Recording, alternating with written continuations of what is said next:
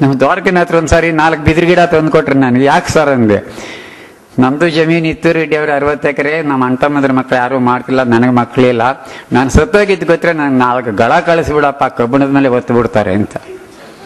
ಇಂಥ ದುರ್ದೈವದ ಸ್ಥಿತಿಯಲ್ಲಿ ನಮ್ಮ ಕೃಷಿ ದುಡ್ಡು ಅಂತ ಹೋಗಿ ಕಷ್ಟಕ್ಕೆ ಸಿಕ್ಕಾಕೊಂಡಿದ್ದೀವಿ. ಈಗ ಆಗ್ಬೇಕಾಗಿರೋದು ಈ ದೇಶದಲ್ಲಿ ಇಷ್ಟೇ, ಯಾವ ಸಬ್ಸಿಡಿ ನಮಗೆ ಬೇಡ, ಯಾವ ಸರ್ಕಾರದ ನೆರವು ಸಾಲವನ್ನಾನು ಬೇಡ, ಈ ನಾಟಕಗಳು ನಮಗೆ ಬೇಡ. ನಮಗೆ ಬೇಕಾಗಿರೋದು ಈ ಭೂಮಿಲಿ ನೀಡಿದಿಟ್ಕೊಳ್ಳೋ ಶಕ್ತಿ ಬರೋ ಹಂಗೆ ಹ್ಯೂಮಸ್ ಅಥವಾ ಸಾಯಿಲ್ ಕಾರ್ಬನ್ ಅಂತೇವೆ. ಕನ್ನಡದಲ್ಲಿ ಕೆಲವು ಪದಗಳು ನನಗೆ ಬರೋದಿಲ್ಲ. ನಾನು ಮೂಲತಃ ತೆಲುಗು, ನಾನು ಇದಾಗ್ಬಿಟ್ಟಿದ್ದೀನಿ, ಹೈಬ್ರಿಡ್ ಆಗ್ಬಿಟ್ಟಿದ್ದೀನಿ. ಅದರಿಂದ ಮಧ್ಯೆ ಮಧ್ಯೆ ಇಂಗ್ಲೀಷ್ ಉಪಯೋಗಿಸ್ತೀನಿ, ಕ್ಷಮಿಸಿ. ಈ ನೀರು ಹಿಡಿದಿಟ್ಕೊಳ್ಳಿದ್ದಕ್ಕೆ ಈ ಸಾಯಿಲ್ ಕಾರ್ಬನ್ 2% ಬಂದರೆ ಈ ದೇಶ ಉಳಿತದೆ.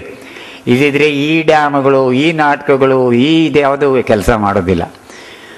ನನ್ನ 3-4 ಹಳ್ಳಿಯಲ್ಲಿ ದಿವಸಕ್ಕೆ 2 ಬೋರ್ವೆಲ್ ಕರೀತಿದ್ದಾರೆ, 850 ಅಡಿಯಲ್ಲಿ ನೀರಿಲ್ಲ ಕುಡಿಯೋದಕ್ಕೆ. ವ್ಯವಸಾಯ ಬಿಡಿ. ಅದರಿಂದ ಮುಂದಿನ ದಿನಗಳು ಇದೇ ಏಳಿಗೆ ಅಂತ ಹೋದರೆ, ಈಗ ಹೋಗ್ತಿರೋ ಏಳಿಗೆ ಏನೋ ಇದಂತೆ, ಕಂಪ್ನಿಗಳು ವ್ಯವಸಾಯ ಮಾಡೋದಂತೆ, ಕಾಂಟ್ರಾಕ್ಟ್ ಇದಂತೆ, ಎಲ್ಲ ಇದು ಬಾಂಡ್ಲೆಯಿಂದ ಬೆಂಕಿಗೆ ಬಿದ್ದಾಗೆ ಆಗ್ತದೆ. ಅದರಿಂದ ಮಾಡಬೇಕಾಗಿರೋದು ಸ್ವಯಂ ಸೇವಾ ಸಂಸ್ಥೆಗಳವರು ತುಂಬ ಜನ ಇದ್ದೀರಾ. ಮಳೆ ಬಿದ್ದ ನೀರನ್ನು ಭೂಮಿಯಲ್ಲಿ ನಿಲ್ಲಿಸ್ಕೊಂಡ್ರೆ ಅದು ಹಿಂಗಿ ಹೋಗ್ತದೆ. 70% ಕಲ್ಲಿನ ಧೂಳೆ.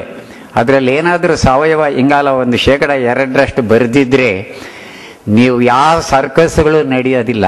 ನಾನು ದೊಡ್ಡಬಳ್ಳಾಪುರದಲ್ಲಿ ಒಂದು ಜಮೀನು ತಗೊಂಡೆ 18 ವರ್ಷದಿಂದ, ಒಂದು 4 ಎಕರೆ. ಬೆಂಗಳೂರಲ್ಲಿ ನನ್ನ ಜಮೀನಿದೆ. ನಾನು ತುಂಬ ಸಾಹುಕಾರ. ಈಗ ನಿಮಗೆ ಗೊತ್ತಿಲ್ಲ ಎಷ್ಟು ಸಾಹುಕಾರ ಅಂತ. ಬಹುಶಃ ನೀವು ಯಾರೂ ಇರಲಿಕ್ಕಿಲ್ಲ ನನ್ನ ಸಾಹುಕಾರರೀಗ.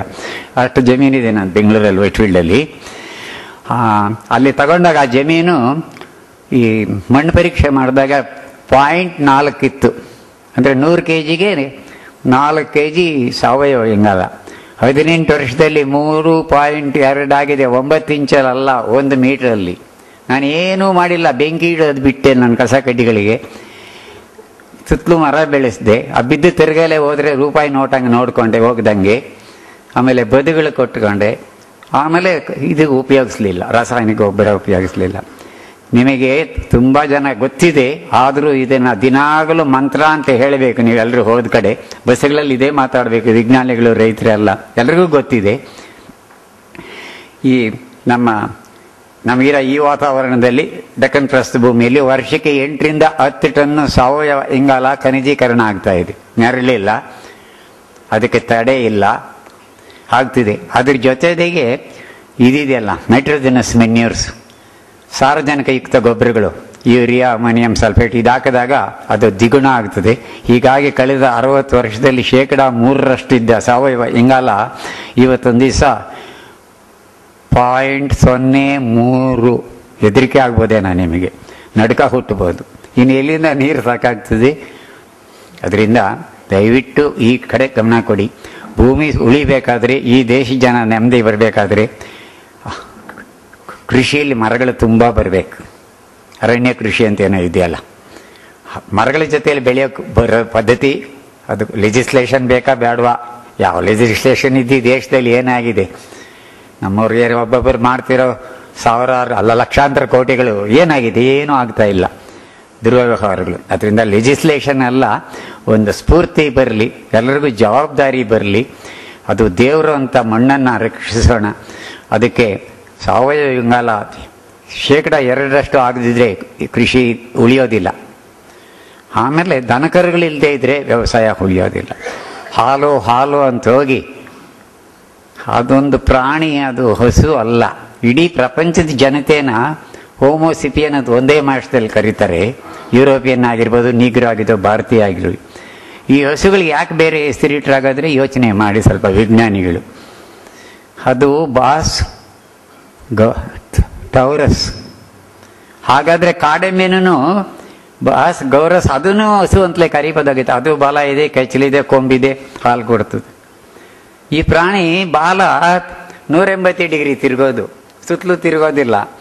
ಆಮೇಲೆ ನೊಣ ಓಡಿಸ್ಕೊಳ್ಳಿಕ್ಕಿಲ್ಲ, ಯಾಕೆಂದರೆ ಅದು ಆ ದೇಶದಲ್ಲಿ ನೊಣ ಇಲ್ಲ, ಸೊಳ್ಳೆ ಇಲ್ಲ. ಅಂಥ ಪ್ರಾಣಿ ಅಂತಂದು 40 ಡಿಗ್ರಿ ಟೆಂಪ್ರೇಚರ್ ಕಟ್ಟಿಬಿಟ್ಟು ರೈತರನ್ನ ಸಾಲಗಾರ ಮಾಡಾಕ್ಬಿಟ್ರಿ.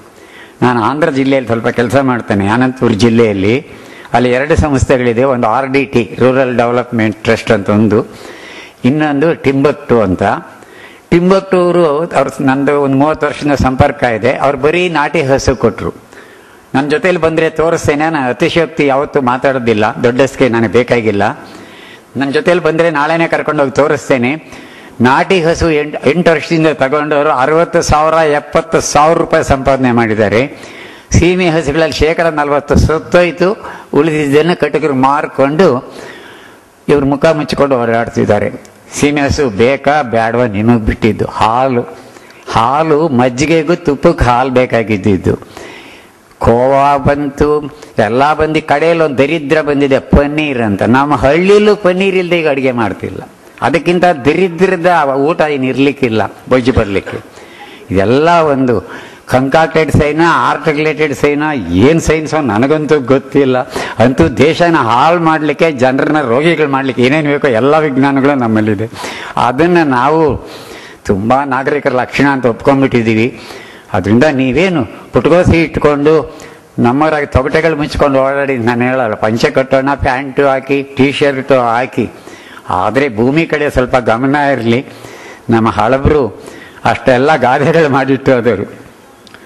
ಆವಾಗಲೇ ನಾನು ಚಿಕ್ಕ ಹುಡುಗ ಆಗಿದಾಗ ನಮ್ಮ ಅಮ್ಮ ಹೇಳ್ತಿದ್ರು, ನಮ್ಮ ಮನೆಯಲ್ಲಿ ವರ್ಷಕ್ಕೆ 4 ದಿವಸ ಅನ್ನ ಮಾಡ್ತಿದ್ದು. ನಾವು ನಾಳೆನೂ ಅನ್ನ ಬೇಕು ಅಂತ ಹಠ ಮಾಡಿದ್ರೆ ಹೇಳು, ಹಿಟ್ಟು ತಿಂದು ಗಟ್ಟಿಯಾದ, ಅನ್ನ ತಿಂದು ಮೆತ್ತಗಾದ ಅಂತ ಗಾದೆಗಳು ಆವಾಗಲೇ ಮಾಡಿಟ್ಟಿದ್ರು. 70 ವರ್ಷದಿಂದ ನಮ್ಮ ಅಮ್ಮ ಹೇಳ್ತಿದ್ರು. ನಾವೇನು ಅಂದರೆ ಅನ್ನ ತಿಂದವರು, ಅದೇ ನಮ್ಮ ಪಾರ್ವತಿ ಕತೆ ಆಗ್ಬಿಡ್ತದೆ. ಹಿಟ್ಟು ತಿಂದವರು ಅನಾಗರಿಕರು ಅಂತ ಆಗಿ ಈ ಸ್ಥಿತಿಗೆ ಬಂದಿದ್ದೀವಿ. ನನಗೊಂದು ಗೊತ್ತಾಗದೇ ಇರೋದು ಅಂದರೆ, 2 ಮಳೆ, ಬಿತ್ತನೆಗೊಂದು, ಉಳೋದಕ್ಕೊಂದು, ಬಿತ್ತನೆಗೊಂದು, ಹಾಲು ತುಂಬಲಿಕ್ಕೊಂದು ಬಿದ್ದರೆ ಈ ನವಣೆ ಇದೆಯಲ್ಲ, ಅದು ಎಕರೆಗೆ 5-6 ಕ್ವಿಂಟಲ್ ನಾನು ಬೆಳೆದು ತೋರಿಸ್ತೇನೆ. ಉಳುಮೆಗೊಂದು 2 ಸೆಂಟಿಮೀಟರ್ ಮಳೆ, ಬಿತ್ತನೆ ಮಾಡಲಿಕ್ಕೆ ಒಂದು 2 ಸೆಂಟಿಮೀಟರ್ ಮಳೆ, ಒಂದು 55 ದಿವಸದಲ್ಲಿ ತೆನೆ ಬಂದು ಕಾಲು ಕಚ್ಚೋವಾಗ ಒಂದು ಮಳೆ, 6-8 ಸೆಂಟಿಮೀಟರ್ ಮಳೆ ಬಂದರೆ ನಾನು 6 ಕ್ವಿಂಟಾಲ್ ಬೆಳೆದು ಕೊಡ್ತೇನೆ. ರಸಗೊಬ್ಬರ ಇಲ್ಲ, ಕೀಟನಾಶಕ ಇಲ್ಲ. ನಮಗೆ ಬೇಕಾಗಿರೋದು ಎಲ್ಲ ಒಳಗಡೆಯಿಂದ ತರುವಂಥದ್ದು ವ್ಯವಸ್ಥೆ. ಆ ಬೀಜದ ಕಂಪ್ನಿಗಳು ಒಂದು ಹುನ್ನಾರ ನಡೆಸಿದ್ರು. ರಾಗಿನೇ ತೆಗೆದು ಬಿಡಬೇಕು ಅಂತಿದ್ರು ಒಂದು 15 ವರ್ಷ. ಅದಕ್ಕೊಂದು ವರ್ಕ್ಶಾಪ್ ಮಾಡಿದ್ರು ಬೆಂಗಳೂರಲ್ಲಿ. ರಾಗಿನೇ ತಿನ್ನಬಾರ್ದು, ತೆಗೆದು ಬಿಡಬೇಕು ಅಂತ ಮಾಡಿದ್ರು ಯಾರೋ ಹುನ್ನಾರ. ಅದಕ್ಕೂ ಯಾಗೋ ಅದು ಬಚಾವಾಯಿತು. ಈಗ ಏನಂದರೆ ನಮ್ಮ ಅದೃಷ್ಟಕ್ಕೋ ನಮ್ಮ ಪುಣ್ಯಕ್ಕೋ ನಾವು ರಾಗಿ ತಿಂದವರು ದೊಡ್ಡ ಮನುಷ್ಯ ಆಗೋವಂಥ ಕಾಲ ಬಂದಿದೆ. ಹೋಟ್ಲಲ್ಲೂ ರಾಗಿ ರೊಟ್ಟಿ ಸಿಗ್ತದೆ, ರಾಗಿ ಮುದ್ದೆ ಸಿಗ್ತದೆ. ಅದರಿಂದ ಇದೆಲ್ಲ ತಿರುಗಿ ಬರ್ತಾರೆ. ಅದರಿಂದ ಯಾರೂ ಬಡವರು ಆಗಬೇಕಾಗಿಲ್ಲ. ಬಡವರು ಆಗೋದು ಯಾವಾಗ ಅಂದರೆ ನಮ್ಮ ಆಸೆಗಿಂತ ಆಚೆಗೆ ಕಾಲು ಬಿಡ್ತೀವಿ. ನಾನು 7 ರೂಪಾಯಿ ಸಂಬಳ ತಗೊಂಡು ಒಂದು ತಿಂಗಳಿಗೆ. ನನಗೆ 50 ಕೋಟಿ ರೂಪಾಯಿ ಜಮೀನು ಬೆಂಗಳೂರಲ್ಲಿದೆ, ವೈಟ್ಫೀಲ್ಡಲ್ಲಿ. ಬಂದರೆ ತೋರಿಸ್ತೇನೆ. 50 ಕೋಟಿ ರೂಪಾಯಿ ಜಮೀನು. ಅದು ನನ್ನ ಸ್ನೇಹಿತರೊಬ್ಬರು ಮೊನ್ನೆ ಹೇಳ್ತಾರೆ, ರೆಡಿಯಾರ್ ಅದರಲ್ಲಿ ಬಿಲ್ಡಿಂಗ್ ಕಟ್ಟಿಬಿಟ್ಟು ನಿಮ್ಗೆ ಲಾರಿ ತುಂಬಿಸ್ಕೊಡ್ತೀನಿ, ದುಡ್ಡು ಮಾರಬೇಡಿ ಅಂತ. ಇವಾಗ ಇದಕ್ಕೆ ಏನು ಮಾಡ್ತಾರೆ ಮೊಮ್ಮಕ್ಕಳು ಅಷ್ಟು ದುಡ್ಡು ತಗೊಂಡು ಅಂತ. ಒಂದು 500 ಎಕರೆ ಕಾಡು ಮಾಡಬೇಕು ಅಂತ ಆಸೆ ಇದೆ. ಈ ಕಳ್ಳರೆಲ್ಲ ಕಾಡು ಕಡಿದು ಕಾಫಿ ತೋಟಗಳು ಮಾಡ್ಕೊಂಡಿದ್ದಾರೆ. ನಾನೊಂದು 500 ಎಕರೆ ಕಾಡು ಮಾಡಿಬಿಟ್ಟು ಒಂದು ಟ್ರಸ್ಟ್ ಮಾಡಿ ಕೊಟ್ಬಿಡೋಣ ಅಂತ ಒಂದು ಆಸೆ ಇದೆ. ಇನ್ನೇನು ಆಸೆನೇ ಇಲ್ಲ ನನಗೆ ಜೀವನದಲ್ಲಿ. ಅದರಿಂದ ನಮ್ಮ ಆಹಾರ ಪದ್ಧತಿಗಳು ನಾವು ಬದಲಾಯಿಸಬೇಕು. ಮನೆ ಈ ಟಾಪಿಯೋಕಾಯಿ ಇದೆಯಲ್ಲ, ಮರಗೆಣಸು, ಕಣ್ಣೂರು ಎಕ್ಸಿಬಿಷನ್ನಲ್ಲಿ ಇಟ್ಟಿದ್ರು. 76 kg ಇದ್ದು ಒಂದು ಬುಡ. ಆನೆ ಕಾಲಿದೆಯಲ್ಲ, ಸುವರ್ಣಗೆಡ್ಡೆ 36 kg ಇದು. ನನ್ನ ತೋಟದಲ್ಲಿ ಇನ್ನೂ ಇದೆ, ನೆನ್ನೆ ಮೊಳಕೆ ಬಂದಿದೆ. ಏನು ಮಳೆಗಾಲ ಬರ್ತದೆ, ಮೊಳಕೆ ಬಂದ್ಬಿಟ್ಟಿದೆ. ಅದು ಇದು ಡಯಾಸ್ಕೋರಿಯಾ ಅಂತ, ಹಾಲ್ಗೆಣಸು ಅಂತ. 28 kg ಇದು. ಯಾರಾದರೂ ಬಂದರೆ ನಾಳೆ ತೋರಿಸ್ಬೋದು. ಇಲ್ಲಿದ್ರೆ ಅದು ಹಚ್ಚಿಬಿಟ್ಟು ನೆಟ್ಟು ಬಿಡ್ತಾರೆ. ಇಂಥ ಗೆಡ್ಡೆಗಳು ಬಿತ್ತನೆ ಬೇಕಾಗಿಲ್ಲ, ಪಾದರಸ ಬೇಕಾಗಿಲ್ಲ, ರುಡೋಮಿಲ್ ಬೇಕಾಗಿಲ್ಲ, ಬ್ಯಾಂಕಿನ ಲೋನು ಬೇಕಾಗಿಲ್ಲ, ಸಬ್ಸಿಡಿನೂ ಬೇಕಾಗಿಲ್ಲ, ಸಾಲ ಮನ್ನಾ ಬೇಕಾಗಿಲ್ಲ. ಒಂದು ಚಿಕ್ಕ ಗೆಡ್ಡೆ ಭೂಮಿಲಿ ಬಿಟ್ಟು ಬಂದರೆ ಆ ಭೂಮಿ ತಾಯಿ 15-20 kg ಗೆಡ್ಡೆಗಳು ಕೊಡ್ತದೆ. ನನ್ನ ಮನೆಯಲ್ಲಿ ಪಲ್ಯ ಮಾಡಿದ್ರು, ನಾನು ಬರೀ ಅದೇ ಕೊಟ್ಬಿಡಮ್ಮವ, ಅನ್ನನೂ ಬೇಡ ಮುದ್ದೆನೂ ಬೇಡ ಅಂದೆ. ಅಷ್ಟು ಚೆನ್ನಾಗಿತ್ತು ಆ ಪಲ್ಯ. ಅದ್ರದ್ದು ಹಾಲ್ಗೆಣಸಿಂದು. ನಮಗಿದೆಲ್ಲ ಆಹಾರ ಅಲ್ಲ. ನಮಗೆ ಆ ದರಿದ್ರ ಬರ್ಜರು ಇನ್ನೇನೋ ಒಂದು ಬಂದಿದೆಯಲ್ಲ, ಮನೆ ಕಳಿಸ್ತಾರಲ್ಲ ಹೋಮ್ ಡೆಲಿವರಿಗೆ. ಯಾರೋ ಹೇಳ್ತಿದ್ರು, ರೆಡಿಯವ್ರೆ ನಿಮ್ಮ ನಾಯಿ ತಿನ್ನೋದಿಲ್ಲ, ಅದ್ರ ಹೆಸರಾಗಿ ಹೇಳ್ತೀರಾ ಅಂತ. ಅದು ದೊಡ್ಡ ಈ ಗೌರವದ ಸಂಕೇತ. ಅದು ಹೋಮ್ ಡೆಲಿವರಿ ಅಂತೆ. 150 ರೂಪಾಯಿ ಕೊಟ್ಟುಬಿಟ್ರೆ ಬಿಸಿ ನಿಮ್ಮ ಮನೆಗೆ ತಂದು ಕೊಡ್ತಾರಂತೆ. ಮನೆ ಒಂದು ಹೋಟ್ಲ್ ಮುಂದೆ ಹೋಗ್ತಿದ್ದೆ, 70 ಮೋಟರ್ ಸೈಕಲ್ಗಳಿದ್ರು ಹೋಮ್ ಡೆಲಿವರಿದು. ನಿಮ್ಮ ದುಡ್ಡೆಲ್ಲ ಎಷ್ಟು ಮಾಡಬಾರ್ದು ಪಾಪ ಎಲ್ಲ ಮಾಡಿ ಸಂಪಾದನೆ ಮಾಡಿ ಆ ದರಿದ್ರದವರು ಕೊಟ್ಟು ಈ ದೇಶಕ್ಕೆ ಅಗೌರವ ಕೊಡ್ತಿದ್ದೀರಾ. ಇದರೆಲ್ಲ ನಾವೆಲ್ಲ ಪಾಲ್ದಾರರು ತಲೆ ತೆಗೆಸ್ಕೋಬೇಕು. ದಯವಿಟ್ಟು ಎಚ್ಚರಿಕೆಯಾಗಿರಿ. ಅದರಿಂದ ನಾನು ಕೆಟ್ಟದಾಗಿ ಮಾತಾಡ್ತಿದ್ದೇನೆ ಗೊತ್ತಿಲ್ಲ, ನಾನು ಕರುಳು ಬೆಂದೋಗ್ಬಿಟ್ಟಿದೆ, ಆ ನೋವಿಂದ ಮಾತಾಡ್ತೇನೆ, ನಾನು ಕ್ಷಮಿಸಿ. ನೀವೇನಾದರೂ ತಿರುಗಿ ಈ ಸರ್ಕಾರಕ್ಕೆ, ನಾವು ವಿಜ್ಞಾನಿಗಳಿಗೆ ಏನಾದರೂ ಒಳ್ಳೇದು ಮಾಡಬೇಕು ಅಂತ ದೇಶಕ್ಕಿದ್ದರೆ ಈ ತೃಣಧಾನ್ಯಗಳಿಗೆ ಹೋಗಬೇಕು. ಬೀಟಿ ಬದನೆ ಅಲ್ಲ. ನನ್ನ ಹತ್ರ ಬದನೆ ಗಿಡ ಮಾಡ್ತೇನೆ. ಈ ಸುಂಡೆಕಾಯಿ ಗಿಡ ಇದೆಯಲ್ಲ, 18 ಜಾತಿ ಬದನೆಕಾಯಿ ಇದೆ ಒಂದು ಗಿಡದಲ್ಲಿ. ನಂದು 8 ವರ್ಷದಿಂದ ಕಾಯಿ ಬಿಡ್ತಾನೆ ಇದೆ, ವಾರಕ್ಕೊಂದು 2 kg. ನನ್ನ ಹತ್ರ 18 ಗಿಡ ಮಾಡಿದ್ದೀನಿ, 2 ಅಂಗಡಿ ಕೊಡ್ತಾ ಇದ್ದೀನಿ, 3 kg ವಾರಕ್ಕೆ. 18 ಗಿಡ ಇದೆ, ಹೊಸದಾಗಿ ಮಾಡಿದ್ವಿ. ಅದು ದೊಡ್ಡದಾದ್ಮೇಲೆ 10 kg ಕೊಡ್ಬೋದು. ಬದನೆಕಾಯಿ ಸುಂಡೆಕಾಯಿ ಗಿಡದ ಮೇಲೆ ಗ್ರಾಫ್ಟ್ ಮಾಡಿದ್ದು ಮರ ಆಗಿಬಿಡ್ತದೆ. ಅದಕ್ಕೆ ಏನೂ ಖರ್ಚಿಲ್ಲ, ಪ್ಲಾಸ್ಟಿಕ್ ಪೇಪರ್ ಎಲ್ಲಿ ಬೇಕಾದರೂ ಸಿಗ್ತದೆ, ಒಂದು ಹಳೆ ಬ್ಲೇಡ್ ಇದ್ರೆ ಸಾಕು, ಒಂದು ಬದನೆ ಕಡ್ಡಿ ಇಷ್ಟುದ್ದು ಕಟ್ಕೊಂಡು ಮಾಡಿದೆ. ಆಮೇಲೆ ಇನ್ಯಾವುದಾದ್ರೂ ಊರಿಗೆ ಹೋದಾಗ ಇನ್ನೊಂದು ಬಿಳಿದೋ ಕೆಂಪುದೋ ಚುಕ್ಕೆದೋ ಸಿಕ್ಕಿದ್ರೆ ಆ ಕಡ್ಡಿ ಕತ್ತರಿಸ್ಕೊ ಒಂದು ಗ್ರಾಫ್ಟ್ ಮಾಡಿದ್ರೆ ಇನ್ನೊಂದು ಕೊಂಬೆಲಿ ಇನ್ನೊಂದು. ನಿಮಗೆ ಪಲಾವ್ಗೆ ಬೇಕಾ, ವಾಂಗಿಭಾತಿಗೆ ಬೇಕಾ, ಬಜ್ಜಿಗೆ ಬೇಕಾ, ಇನ್ನೇನು ಇದೆಲ್ಲ ಎಣ್ಗಾಯಿಗೆ ಬೇಕಾ, ಎಲ್ಲ ಬದನೆಕಾಯಿ ಒಂದೇ ಗಿಡದಲ್ಲಿ ಬೆಳ್ಕೋಬೋದು. ಇನ್ನೂ ತಮಾಷೆ ಅಂದರೆ ಅದರಲ್ಲೇ ಟೊಮೆಟೊ ಮೆಣಸಿನಕಾಯಿನೂ ಬೆಳ್ಕೋಬೋದು. ಸೋಲನೇಸಿ ಫ್ಯಾಮಿಲಿ. ಈ ತಾಳ್ಮೆ ಬೇಕು, ಆಸಕ್ತಿ ಬೇಕು, ಗೌರವದಿಂದ ಬದುಕಬೇಕು ಅನ್ನೋದು ಬರಬೇಕು. ಅದು ಬಿಟ್ಟು ಇನ್ನೇನೇನು ಮಾಡಿದ್ರೂ ಈ ದೇಶ ಉದ್ಧಾರ ಆಗೋದಿಲ್ಲ. ಮಾನ ಮರ್ಯಾದೆ ಬಿಟ್ಟು ಸೋ ವಾಟ್, ಯಾರಾದರೂ ಮಾತಾಡ್ತಿದ್ರೆ ನಾಚಿಕೆ ಮರ್ಯಾದೆ ಅನ್ನೋ ಪ್ರಶ್ನೆ ಇಲ್ಲ. So what, everybody is like that. ಆ ಇಲಿ ಇದೆ, ನಾಯಿ ಇದೆ, ಹಂದಿ ಇದೆ, ಅದು ಹುಟ್ಟುತ್ತದೆ, ಮಕ್ಕಳು ಮಾಡ್ತದೆ, ಸಾಯ್ತದೆ. ನೀವು ಮನುಷ್ಯ ಜನ್ಮ ಅಂತ ಎತ್ತಿ ಸೋ ವಾಟ್ ಅಂತ ಹೇಳೋಕೆ ನಮಗೆ ನಾಚಿಕೆ ಆಗಬಾರ್ದ? ಅದರಿಂದ ದಯವಿಟ್ಟು ಸ್ವಲ್ಪ ದುಡಿಮೆ, ಪ್ರಾಮಾಣಿಕ ಜೀವನ ನಡೆಸೋ ಜನರನ್ನ ಗೌರವದಿಂದ ನೋಡೋದು ಕಲೀರಿ. ದೇಶ ಉದ್ಧಾರ್ತದೆ. ಬೇರೆ ಯಾವ ಮಾರ್ಪಾಡು ತಂದರೂ ನನಗೆ ನಂಬಿಕೆ ಇಲ್ಲ ದೇಶ ಉದ್ಧಾರ ಆಗೋದು. ದುಡಿಮೆ. 78 ವರ್ಷ ನನಗೆ. ನನ್ನ ಕೈ ಸ್ವಲ್ಪ ಎಲ್ಲರೂ ಮುಟ್ಟಿ ಹೋಗಿ ಆಮೇಲೆ ನಿಮಗೆ ಗೊತ್ತಾಗ್ತದೆ, ಇವನು ರೀಲ್ ಬಿಡ್ತಾನ ರೋಲ್ ಮಾಡಲ ಅಂತ ಗೊತ್ತಾಗ್ತದೆ. ಅದರಿಂದ ನಾನು ಈ ಅವಕಾಶ ಕೊಟ್ಟಿದ್ದಕ್ಕೆ ನಿಮ್ಗೇನಾದರೂ ನೋವಾಗ ಮಾತಾಡಿದರೆ ಕ್ಷಮಿಸಿಬಿಡಿ. ನಿಮ್ಮ ನೋವಲ್ಲ, ನನ್ನ ಹೊಟ್ಟೆ ಕರಳು ಬೆಂದೋಗ್ಬಿಟ್ಟು ಆ ನೋವಿಂದ ನಾನು ಮಾತಾಡಿದ್ದಷ್ಟೇ. ನಿಮ್ಗೆ ಯಾರಿಗೂ ಅವಮಾನ ಉದ್ದೇಶ ನನಗಿಲ್ಲ. ಈ ಅವಕಾಶ ಕೊಟ್ಟಿದ್ದಕ್ಕೆ ನನಗೆ ತುಂಬ ಸಂತೋಷ. ಆಮೇಲೆ ನಮ್ಮ ಟ್ರೈನಿಂಗ್ ಇನ್ಸ್ಟಿಟ್ಯೂಟ್ಗಳು ಏನು ಮಾಡ್ತಾ ಇದೆ ದಗಳಬಾಜಿತನಗಳು. ಏನೇನು ಹೆಸರುಗಳು ಇಡ್ತಾರೆ.